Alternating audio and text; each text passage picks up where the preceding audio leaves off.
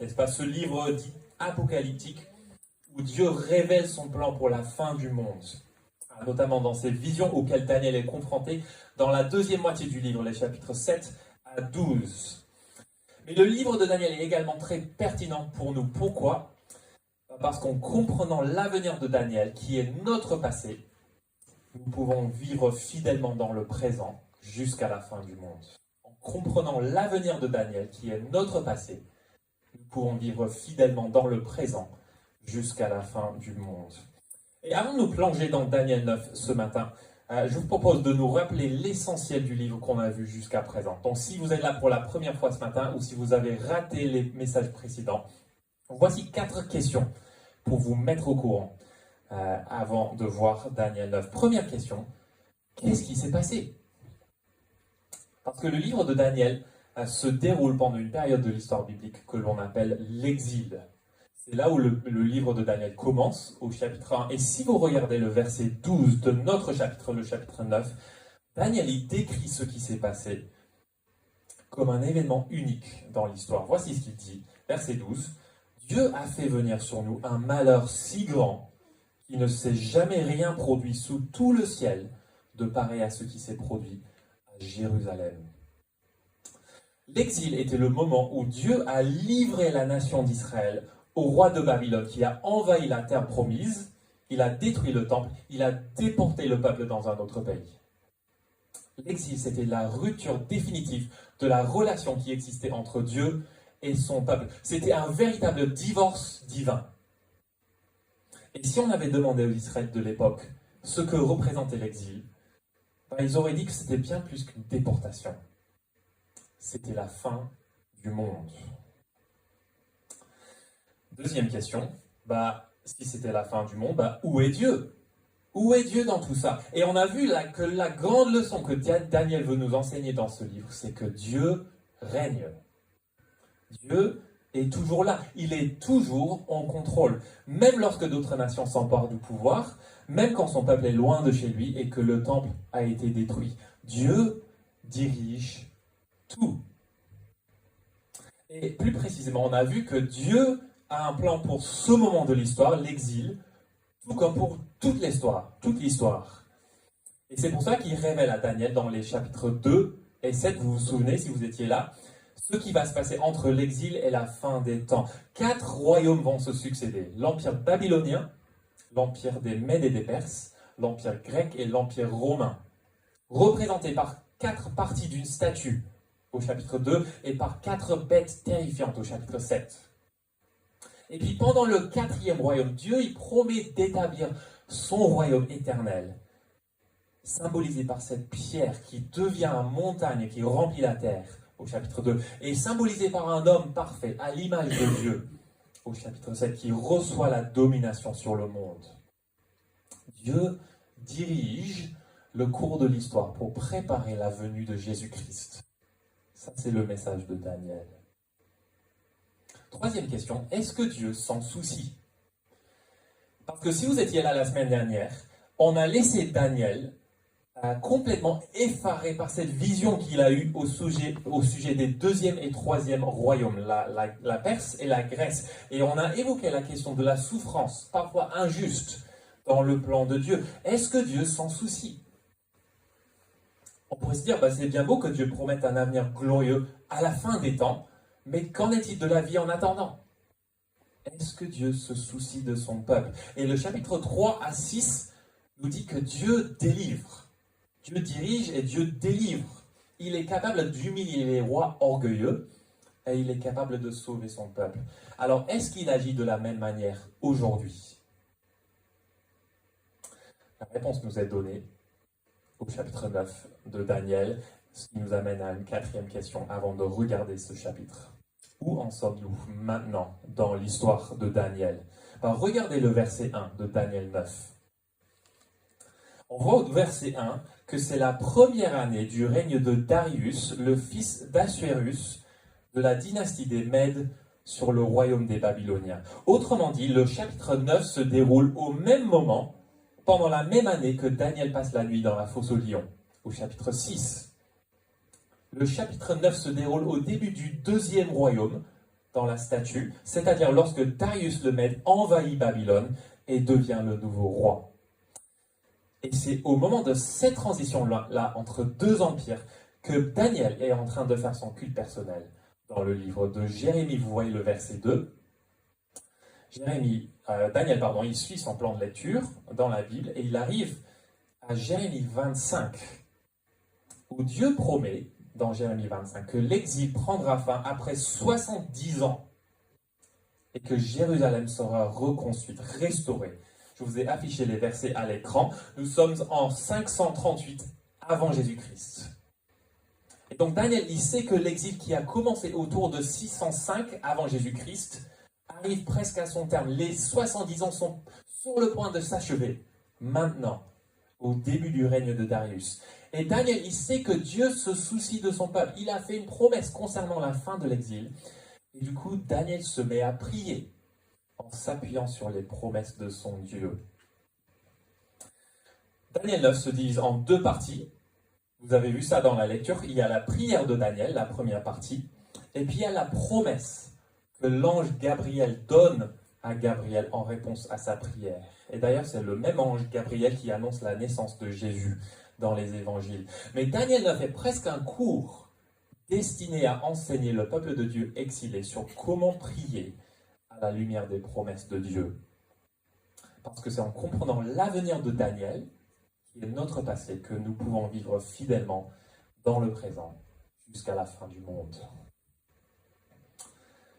Donc là, ça c'est l'introduction de la prédication de ce matin. On va voir deux choses ce matin. Et la première grand point qu'on va voir, c'est la prière déchirante de Daniel. La prière déchirante. Mais avant de regarder cette prière, j'aimerais vous demander, est-ce que vous priez comme Daniel? Est-ce que vos prières ressemblent à celles de Daniel dans Daniel 9? Peut-être que j'ai tort, mais j'ai l'impression que nous les chrétiens, et si vous êtes chrétien, vous pouvez me dire après si vous êtes d'accord, mais j'ai l'impression que nous les chrétiens, on ne prie pas beaucoup en général. Et si on prie, c'est souvent avant les repas ou dans un fauteuil avec une tasse de café à la main. Il faut que la prière soit courte et confortable. Ça, c'est ce qu'on aime quand on parle de la prière. La prière devient trop souvent juste une liste de choses qu'on demande à Dieu comme une lettre qu'on envoie à Père Noël. Nos soucis, nos besoins, nos demandes. Et comme on ne veut pas paraître trop religieux, trop intense, on fait en sorte que les réunions de prière à l'église soient efficaces et courtes aussi, pas plus d'1h30, une fois par mois, et ça c'est pour les plus motivés. C'est la semaine prochaine. Et du coup, lorsqu'on lit le verset 3 de Daniel 9, on voit que Daniel recherchait le Seigneur en jeûnant et en se couvrant d'un sac et de cendre, et on se demande s'il n'est pas malade. Daniel doit être un fanatique, un extrémiste. C'est pas normal ce comportement. Ou si? Qu'est-ce que vous en pensez? En réalité, le cœur de Daniel est déchiré à cause du péché. Il sait que l'exil touche à sa fin. Et il sait que Dieu a fait des promesses concernant l'avenir. Mais vous remarquez qu'il n'y a pas chez Daniel, il n'y a aucune présomption chez lui. Il n'y a aucun sentiment d'importance personnelle. Il n'y a aucune attente que Dieu doit répondre à sa prière. C'est une prière déchirante. Et quand on regarde la prière, je ne sais pas si vous avez remarqué ça pendant la lecture, mais on voit que Daniel demande rien avant le verset 16. C'est-à-dire, pendant les 2 premiers tiers de la prière, Daniel expose simplement les faits. C'est comme si on pouvait tout résumer en 2 colonnes, nous et Dieu. On va commencer par le nous. L'exil est arrivé à cause du péché. Daniel, il est très clair là-dessus. Et par exemple, si vous regardez les versets 5 et 6, regardez comment il enchaîne les mots. Verset 5. Nous avons péché. Nous avons agi en hommes pervertis. Nous avons été méchants et rebelles. Nous nous sommes détournés de tes commandements et de tes règles. Nous n'avons pas écouté. Le cœur de Daniel est déchiré à cause du péché. Et il est déchiré parce qu'il sait que le péché est toujours personnel. Le péché, c'est pas comme si tu te fais flasher par un radar dans ta voiture. Non, le péché, c'est comme si tu crachais au visage du Créateur de l'univers lui-même. Regardez le milieu du verset 9. Pourtant, nous nous sommes révoltés contre lui. Nous n'avons pas écouté l'Éternel, notre Dieu, pour suivre ses lois. Et vous voyez qui a commis ce péché dont Daniel parle? Nous. Daniel était sans doute juste un ado quand il a été déporté à Babylone. Il était juste un enfant sans défense et qu'il a perdu ses parents dans le chamboulement de l'exil. Et pourtant, c'est lui le premier à reconnaître sa part de la culpabilité pour l'exil. Il ne rejette pas la faute sur les hommes politiques ou sur les autorités civiles ou sur l'élite religieuse ou sur les générations précédentes. Daniel, en fait, il est l'une des personnes les plus irréprochables de tout l'Ancien Testament, et pourtant il voit les choses telles qu'elles sont. Verset 11, par exemple. Tout Israël a transgressé ta loi, parce que nous avons péché contre Dieu. C'est comme si Daniel regarde les 400 dernières années de l'histoire de sa nation, de son peuple, et il les met sur une balance. Qu'est-ce que le peuple de Dieu peut apporter à la balance de la justice divine? Daniel dit 2 fois, versets 7 et 8, 2 fois il dit, nous ne pouvons que rougir de honte. Le péché d'Israël est si grave, les conséquences ont été si bouleversantes, que la nation elle est devenue la risée de toutes les autres nations qui l'entourent. Et tout ce que Daniel et ses compatriotes apportent sur la balance, c'est des visages rougissants à cause de leur péché flagrant. Autrement dit, rien du tout. Ils n'ont rien à apporter. Nous ne pouvons que rougir de honte. Si ça c'est la colonne nous, qu'est-ce qui se trouve dans la colonne de Dieu? Qu'en est-il de Dieu lui-même? Et c'est là où la prière de Daniel est absolument remarquable.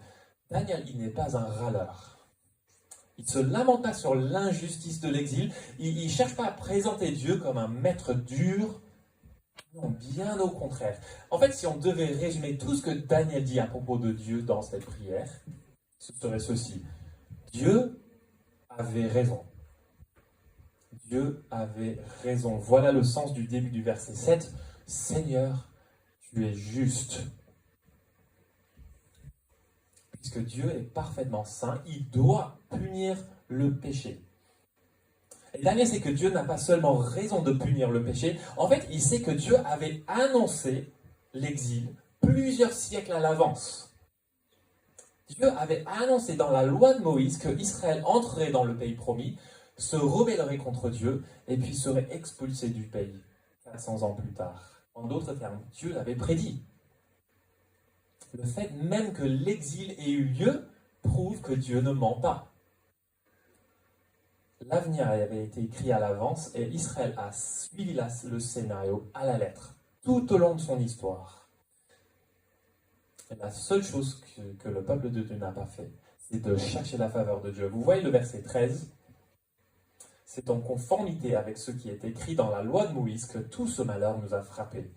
Et nous n'avons pas imploré l'Éternel, notre Dieu. Nous ne sommes pas détournés de nos fautes, nous n'avons pas prêté attention à ta vérité. L'Éternel a veillé sur ce malheur et il a fait venir sur nous. Pourquoi? Parce que l'Éternel, notre Dieu, est juste dans tout ce qu'il fait. Mais nous n'avons pas écouté sa voix. Est-ce que vous voyez ce que Daniel est en train de faire dans sa prière? Il n'est pas en train de manipuler Dieu. Il ne cherche pas à lui faire croire que la situation est moins grave qu'elle ne l'est. Il met simplement les faits sur la table. Nous sommes mauvais et tu es bon. Nous avons eu tort. Toi, tu as toujours raison. Tu nous as donné tellement de chances et on les a toutes ignorées, génération après génération. Et c'est qu'à ce moment-là, après avoir mis toutes les choses au clair, que Daniel commence à demander quelque chose à Dieu. Versets 16 à 19. Écoute, tends l'oreille, pardonne, agis. que vos prières ressemblent à celles de Daniel? C'est une bonne question, n'est-ce pas? Je pense que la prière de Daniel nous aide à voir la différence entre le remords et la repentance. Qu'est-ce que je veux dire par là? Quand vous confessez votre péché devant Dieu, si vous confessez votre péché devant Dieu, j'espère que c'est le cas, est-ce que vous êtes surtout attristé par des conséquences de votre péché, ou est-ce que vous pleurez le péché lui-même? Par exemple, si vous blessez un ami en lui disant des paroles dures, ou si vous regardez une vidéo en ligne que vous n'auriez pas dû regarder, est-ce que vous regrettez la décision ou la tension qui s'est créée dans la relation? Ou est-ce que vous avez mal parce que vous n'aimez pas le fait que votre conscience soit piquée? Ou est-ce que vous regrettez d'avoir traîné la réputation de Dieu dans la boue? C'est ça la question. Parce que le remords, c'est surtout le fait de me sentir mal, parce que le péché est finalement un problème pour moi, pour mon bonheur. En revanche, la repentance part du principe que le péché est d'abord un problème pour Dieu. La repentance, c'est reconnaître que j'ai eu tort. La repentance, c'est reconnaître que j'ai volé la gloire à Dieu. La repentance ne s'arrête pas aux conséquences du péché, mais elle va au cœur du problème, à la racine. La repentance regarde la racine de l'arbre, non pas les feuilles. Et elle dit que ça, c'était mal, et je m'en détourne. Je pense que s'il y a un mot qui n'est pas très à la mode dans notre société en ce moment, c'est la culpabilité. Est-ce que vous êtes d'accord avec moi? On ne se fait pas des amis en 2026 en disant aux gens qu'ils sont coupables. Je ne sais pas si vous avez constaté que dans notre culture, en tout cas, on minimise le péché à tout point de vue. Le discours de notre époque, c'est que tout le monde est victime. Alors oui, si on va parler de bien et de mal, c'est parce que les autres ont fait du mal, mais jamais moi. Oui, parfois de temps en temps, il y a un homme politique ou une star qui s'excuse pour avoir fait quelque chose de mal, mais c'est souvent parce que sa réputation est en jeu, non pas celle des autres, surtout pas celle de Dieu. Notre société est incapable de se repentir. Je lisais récemment un livre sur l'influence de la technologie et des réseaux sociaux dans notre monde en ce moment. Et c'est un super livre. Et à un moment donné, l'auteur du livre, il dit que notre société post-chrétienne est plongée dans d'énormes quantités de péchés non reconnus. On se noie dans le péché, mais on refuse de reconnaître notre culpabilité. Et selon lui, voilà pourquoi les gens accusent et détruisent la réputation des autres sur les réseaux sociaux. On a besoin d'un bouc émissaire pour porter notre culpabilité. Et qui de mieux que la personne qu'on n'a jamais rencontrée sur Instagram et dont on peut faire partir la carrière en fumée avec un seul post. C'est facile. Selon cet auteur, le problème de notre société, c'est qu'il n'existe aucune possibilité d'expiation pour le péché. Le poids de notre péché collectif est devenu si insupportable qu'il n'y a aucun bouc émissaire qui puisse le porter. On n'a pas la théologie qui nous permet de nous débarrasser de notre culpabilité. J'aimerais vous demander, qu'est-ce qui se passerait si la France se tournait vers Dieu? Je ne parle pas de quelques individus, mais de toute la nation. C'est vrai que dans la Bible ne reconnaît pas l'idée d'une nation chrétienne. Ça n'existe pas. C'est ce qui est parfois sous-entendu quand on parle de la société post-chrétienne, comme si la société était chrétienne avant. La France n'est pas un État théocratique comme Israël l'était à l'époque de Daniel. Mais malgré tout cela, je me demande si la France va revenir à Dieu. Daniel 9 nous montre la solution, la réponse. Et la solution, ce n'est pas de tester la spiritualité, ce n'est pas de chercher l'ambiance religieuse en allant dans une église catholique ou en mettant le pied dans une église orthodoxe. Non, il faut commencer par reconnaître notre péché et notre culpabilité devant Dieu et contre Dieu.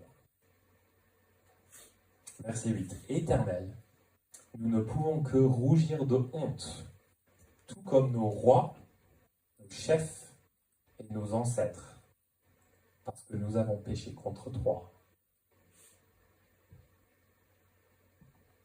La prière de Daniel est une prière déchirante.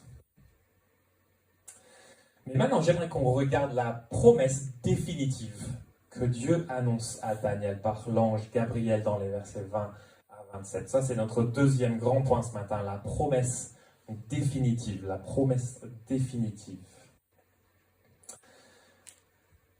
La prière de Daniel, elle est extraordinaire, mais je pense qu'il y a beaucoup plus qui se passe dans cette prière qui n'y paraît au premier regard.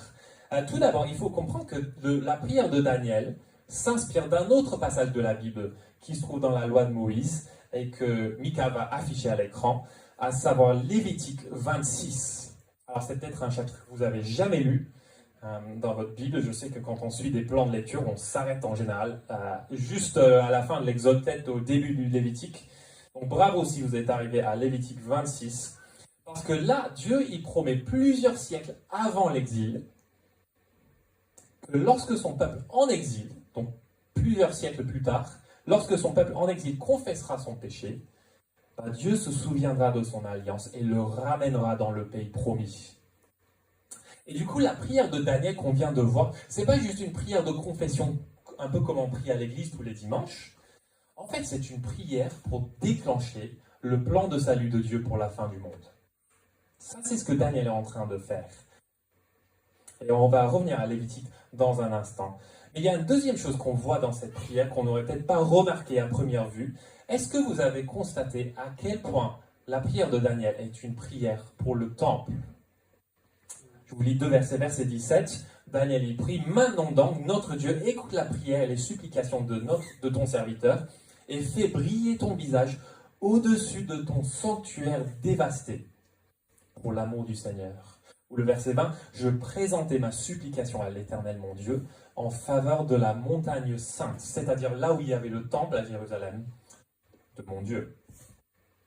Donc Daniel, il sait que lorsque le peuple confessera ses péchés, Dieu les ramènera chez eux.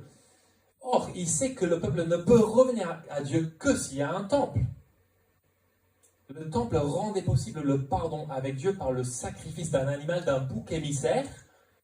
Et du coup, pas de temple, pas de salut. C'est aussi simple que ça. Et du coup, lorsque Dieu répond à Daniel, dans les versets 20 à 27, on s'attend à ce que Dieu parle du salut. Ben oui, mais en mentionnant le temple. Et c'est exactement ce que l'on voit dans ces versets. Et juste avant qu'on regarde la promesse elle-même, vous voyez à quel point Dieu est incroyablement bon envers Daniel lui-même. Daniel, il vient de se couvrir d'un sac et de cendres, et Dieu répond dans sa grâce. Verset 23, ce verset est juste incroyable. Alors que Daniel était encore en train de prier, Dieu était déjà en train d'envoyer la réponse à sa prière. C'est comme Jésus dit à ses disciples dans Matthieu 6, « Votre Père sait de quoi vous avez besoin, avant que vous le lui demandiez. » C'est trop bien. Et vous voyez la fin du verset 23. Avant même que l'ange donne la réponse, il rappelle à Daniel qui vient de confesser son péché, que Daniel, lui, est précieux. C'est son statut devant Dieu qui compte beaucoup plus que son péché, finalement. On va voir la réponse, la promesse définitive dans les versets 24 à 27. Les amis, ces versets ne sont pas simples à comprendre. Tout simplement, on a le verset 24 qui nous donne la promesse, et puis les versets 25, 26 et 27 qui expliquent les détails de cette promesse. Donc, ne vous inquiétez pas, si les versets 25 à 27 vous paraissent trop compliqués, je vous invite simplement à vous accrocher au verset 24. Ça, c'est tout ce qu'il faut retenir ce matin. Mais je vous préviens dès maintenant que cette partie de la prédication, ça va être un peu plus compliqué.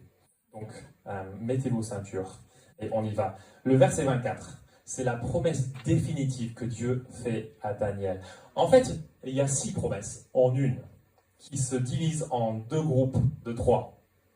Voilà, il y a 6 promesses. Est-ce que vous les voyez là, à la fin du verset 24? Le premier groupe de promesses, ça parle d'une solution définitive au péché, pour faire cesser la révolte, pour mettre un terme au péché et pour expier la faute. 3 promesses, une solution définitive au péché. Et puis, on a un deuxième groupe qui annonce un salut définitif centré sur un nouveau temple, pour amener la justice éternelle, pour marquer d'un sceau la vision et le prophète, c'est-à-dire pour accomplir tout ce que les prophètes ont annoncé dans la Bible. Et puis, troisièmement, pour consacrer par onction le lieu très saint, c'est-à-dire le lieu de la réconciliation au sein du temple. Donc, 6 promesses en une à la fin du verset 24. Il y a aussi le début du verset 24 qui nous parle du timing de ces promesses. Ce sont 70 semaines qui ont été fixées pour ton peuple et pour ta vie sainte, pour faire cesser la révolte, mettre un terme au péché, etc., etc. Alors, j'ai fait des recherches cette semaine, et apparemment la plupart des commentateurs bibliques sont d'accord pour dire que les 70 semaines, littéralement 70 septaines, désignent non pas 70 semaines de 7 jours, mais plutôt 70 périodes de temps. Donc ce n'est pas tant un repère chronologique qu'un repère théologique.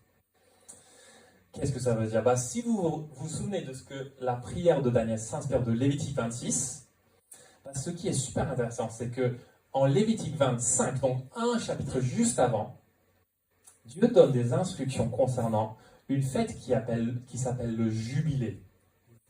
Et j'aimerais vous lire 3 versets de Lévitique 25 qui vont s'afficher à l'écran. Est-ce que vous voyez des ressemblances entre Lévitique 25 et Daniel 9? Tu compteras 7 années sabbatiques, 7 fois 7 ans, c'est-à-dire 49 ans. Le 10e jour du 7e mois, tu feras retentir les sons éclatants de la trompette. Le jour des expiations, vous sonnerez de la trompette dans tout votre pays. Vous ferez de cette 50e année une année sainte, vous proclamerez la liberté dans le pays pour tous ses habitants. Ce sera pour vous le jubilé. Chacun de vous retournera dans sa propriété et dans son clan. Voici le résumé de ce verset. Tous les 50 ans, Israël devait célébrer toute une année de repos, de liberté et de fête. C'était comme si c'était Noël pendant toute une année. Tout le monde rentrait chez soi, les esclaves étaient libérés de leur travail, le produit de la terre était savouré par tous et le pays était en repos. Et du coup, quand on revient dans Daniel 9, on voit que Dieu parle de 70 semaines, c'est-à-dire 70 fois 7, qui égale non pas 49, mais 490. Dans la Bible, le chiffre 7, c'est la complétude, et le chiffre 10, c'est la totalité. Donc 490, c'est 7 fois 7 fois 10. Plénitude fois totalité.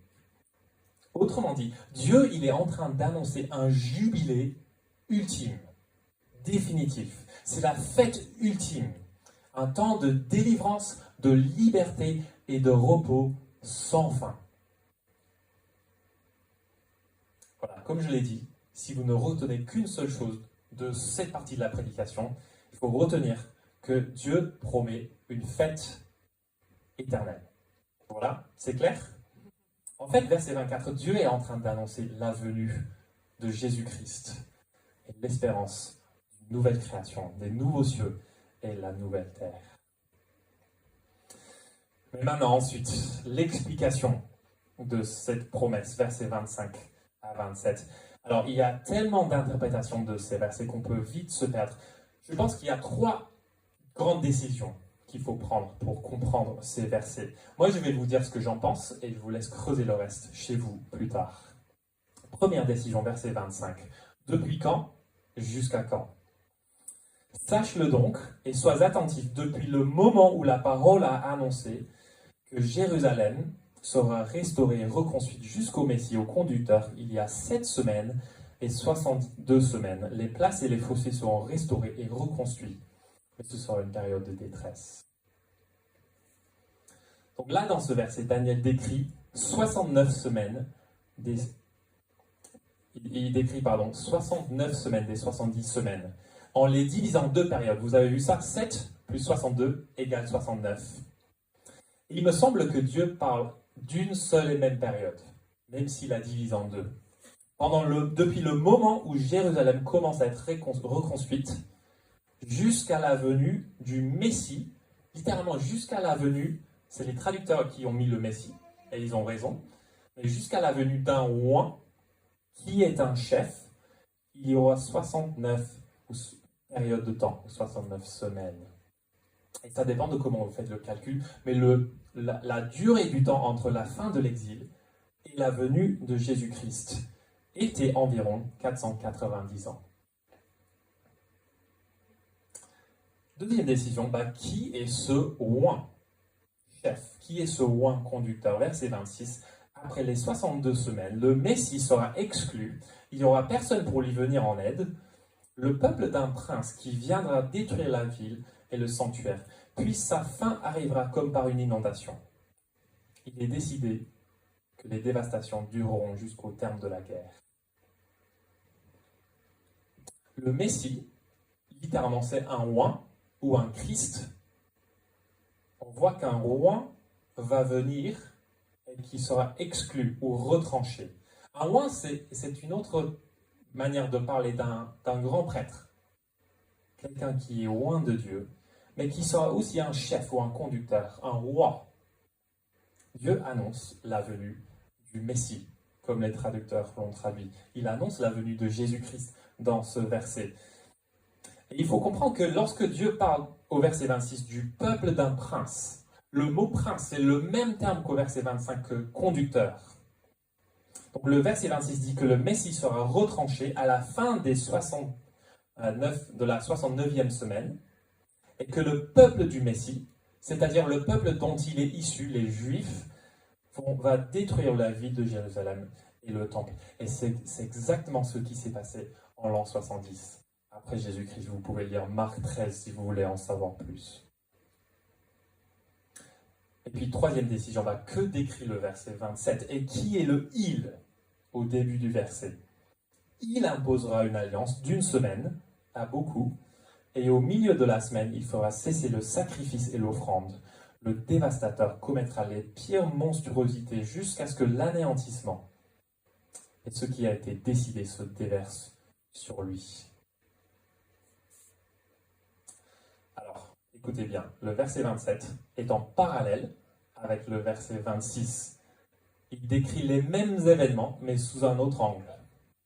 Donc le verset 26 nous donne la signification historique, et puis le verset 27 nous donne l'explication théologique. Donc vous voyez la première moitié du verset 26, le Messie sera exclu à la fin de la 69e semaine. Ça part de la crucifixion de Jésus. Et puis dans la première moitié du verset 27, il, c'est-à-dire le Messie, il établit une alliance forte, littéralement il impose une alliance, qui est selon moi la nouvelle alliance en Christ. Et il déclenche la 70e semaine, la dernière semaine du plan de Dieu. Et puis vous voyez dans la deuxième moitié du verset 26, le peuple du Messie détruit la ville et le temple. Et puis dans la deuxième moitié du verset 27, on lit que le Messie fera cesser le sacrifice et l'offrande au milieu de la dernière semaine. C'est-à-dire, au moment que le temple sera détruit à nouveau, ça va être la fin de l'ancienne alliance. Il n'y aura plus de temple physique, plus de sacrifices et plus de prêtrise. Mais comme c'est au milieu de la dernière semaine, l'histoire va continuer jusqu'à la fin de la 70e semaine, où le jugement final sera déversé sur les ennemis de Dieu. Voilà, je vous ai dit que c'était un peu compliqué, n'est-ce pas? Si vous avez des questions, n'hésitez pas à discuter avec quelqu'un autour de vous à la fin, ou vous pouvez venir me poser des questions.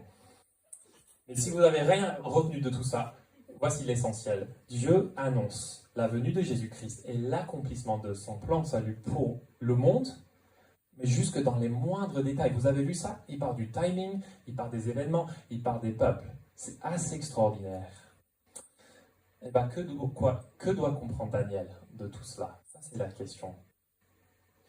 Je pense que ce n'est pas vraiment la réponse que Daniel voulait entendre, n'est-ce pas? Daniel, il attendait la reconstruction de sa ville et de son temple. Et Dieu dit, oui, en fait, la ville sera reconstruite, le temple aussi, mais ce sera pendant une période de détresse. Autrement dit, il n'y aurait plus les jours glorieux comme il y avait avant l'exil. Au final, Jérusalem sera détruite à nouveau. Alors, tout ça, ce n'est pas forcément ce que Daniel a envie d'entendre, n'est-ce pas? On est d'accord. Mais en même temps, cette promesse, elle est bien meilleure que ce que Daniel aurait pu imaginer. Daniel 9, je pense que je l'ai dit au début, c'est le chapitre le plus important pour comprendre que Jésus-Christ va venir mourir à la place de beaucoup et qui va mettre en œuvre une nouvelle ère de pardon et de paix. Dieu, il promet un jubilé définitif dans un nouveau ciel et dans une nouvelle terre où la justice habitera. Et tout cela va arriver parce que le Messie sera exclu. Verset 26, vous avez vu ça. Jésus va subir la punition de tous ceux qui transgressent l'alliance. Autrement dit, Jésus, il va prendre tout ce que nous aurions mis dans la colonne, nous, de la prière. La rébellion, la révolte, le péché, la honte. Jésus, il prend tout ça sur lui. Et il le porte à notre place. Mais en même temps, il nous donne tout ce que Dieu met dans sa colonne à lui. Sa justice, sa perfection, son caractère parfait, sa miséricorde, sa paix. 2 Corinthiens 5, verset 21. En effet, celui qui n'a pas connu le péché, Dieu l'a fait devenir péché pour nous, afin qu'en lui nous devenions justice de Dieu. Tout cela pour dire que Daniel, il visait beaucoup trop bas dans sa prière. C'était une belle prière, mais il visait beaucoup trop bas. Si Dieu avait exaucé la prière de Daniel, comme Daniel le voulait, en fait, ça n'aurait pas réglé le problème du péché. L'exil se serait reproduit tant de fois. C'est un peu comme si Daniel était un petit garçon qui vivait dans les années 1890 par exemple. Et il attend ses 18 ans. Et donc il demande à son père un cheval. Et puis il arrive, voilà, ses 18 ans, et il n'a pas de cheval. Pourquoi? Pas parce que son père lui a acheté une belle voiture neuve. Pour prendre un autre exemple, ce serait comme s'il y avait un autre garçon qui vivait dans les années 80, 1980. Son père lui promet 1100 francs pour ses 18 ans. Et puis voilà, en 2004, il reçoit la carte, l'enveloppe, il l'ouvre et il y a une carte Revolut avec 1 million d'euros dessus. Alors, est-ce que le père, dans ces deux exemples, est-ce que le père a trompé son fils? Mais bien sûr que non. En fait, il lui a donné mieux. Il lui a donné quelque chose qui appartient à une nouvelle époque. Et le message de Daniel, c'est que Dieu, notre Dieu, est véritablement celui qui peut faire infiniment plus que tout ce que nous pouvons demander et penser. Ça, c'est le message de ce chapitre. Donc ça, c'était Daniel. Qu'en est-il de nous? Qu'est-ce que nous devons retenir de tout cela? Pour terminer, j'ai 3 pistes d'application qui commencent toutes par la lettre R. Repentez-vous, rappelez-vous et reposez-vous. Je pense qu'on a vu dans cette prière que si on veut participer au plan de salut définitif de Dieu, il faut commencer par la repentance. Et si vous n'êtes pas chrétien ce matin, ou si vous êtes venu à l'église aujourd'hui parce que vous avez des grandes questions sur la vie, est-ce que je peux vous encourager ce matin à vous interroger d'abord sur qui est Dieu et sur ce que c'est le péché, et ensuite qui est Jésus et pourquoi il devait mourir. Ça, c'est les questions essentielles qu'il faut comprendre avant d'aller plus loin. Dieu vous invite ce matin, il nous invite tous à faire demi-tour dans votre vie spirituelle. Le christianisme est la solution définitive au problème de la culpabilité et au péché. Jésus-Christ est mort pour régler le problème que nous ne pouvons jamais régler nous-mêmes. Et il l'a fait il y a 2000 ans. Si vous voulez en savoir plus, venez m'en parler à la fin. Demain matin, on commence un petit parcours qui s'appelle Jésus l'essentiel, où on va parcourir l'évangile de Marc pour comprendre les fondements de la foi chrétienne. C'est Valentin qui va mener ce parcours. On vous invite à y participer si vous avez des questions ou si vous voulez en savoir plus sur ce que la Bible dit par rapport à ces sujets. Et bien sûr, si on entre dans le plan de salut par la repentance, on continue de la même manière en vivant la repentance et la foi chaque jour. Jésus dit, si quelqu'un veut être mon disciple, qu'il renonce à lui-même, qu'il se charge de sa croix et qu'il me suive. En effet, celui qui voudra sauver sa vie la perdra. Et celui qui la perdra à cause de moi et de la bonne nouvelle la sauvera. Est-ce que vous avez des choses dont vous avez besoin de vous repentir ce matin? La repentance mène toujours, non pas à la mort, mais à la vie. Repentez-vous, rappelez-vous que le chemin qui mène à la promesse n'est peut-être celui que vous auriez choisi, mais l'aboutissement sera bien meilleur de tout ce que vous auriez pu imaginer. Ça, c'est ce que Daniel a connu. Et ça, c'est vrai pour nous. Les amis, ici, je vous disais que la semaine qui commence demain, ça va être la dernière semaine de votre vie et la dernière semaine de l'histoire du monde. Qu'est-ce que vous feriez différemment? C'est pas parce que je fais des prédictions, mais c'est parce que selon Daniel, on vit actuellement dans la 70e semaine de l'histoire de ce monde et du plan de salut de Dieu. On vit dans les arrêts de jeu. On attend la fin du match. On attend le dernier coup de sifflet qui va retentir dans le stade lors du retour de Jésus. Et Daniel lui-même, il avait une vague promesse dans le livre de Jérémie concernant la fin de l'exil. Mais nous avons tellement plus de révélations. Nous vivons l'accomplissement de la révélation que Daniel a reçue. Le plan, c'est déjà accompli en Christ. On est déjà à la fin. Et Dieu l'a prédit jusque dans les moindres détails.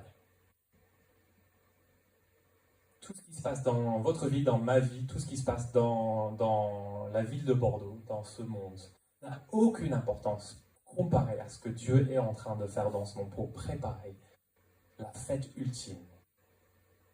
Comment est-ce que nous allons vivre à la lumière de cette espérance? Comment est-ce que nous allons prier différemment? Repentez-vous, rappelez-vous, et puis reposez-vous. Reposez-vous en Christ. Quand on se demande si la vie chrétienne en vaut vraiment la peine, alors oui, on va regarder vers la gloire qui nous attend, mais on va aussi regarder vers le passé. Parce que si Jésus-Christ est mort et ressuscité, ça veut dire que Dieu, il a déjà exaucé la prière de Daniel. Daniel, il n'a pas vu la fin. Mais ce qui était à l'avenir pour Daniel, c'est dans notre passé. Ça veut dire que le pardon et la paix pour lesquels Daniel priait sont déjà maintenant disponibles, offerts gratuitement à tous ceux qui l'acceptent. Et Dieu, il nous invite ce matin à connaître le jubilé ultime, même en tant qu'exilé à Bordeaux. C'est juste incroyable. Quelle joie, n'est-ce pas? Quel encouragement pour nous. Dieu règne, Dieu sans souci. Et Dieu nous invite à nous reposer en Christ. C'est une promesse presque incroyable. Et donc je vous invite, pour terminer, à prier avec moi que cette promesse devienne une réalité dans chacune de nos vies. Prions.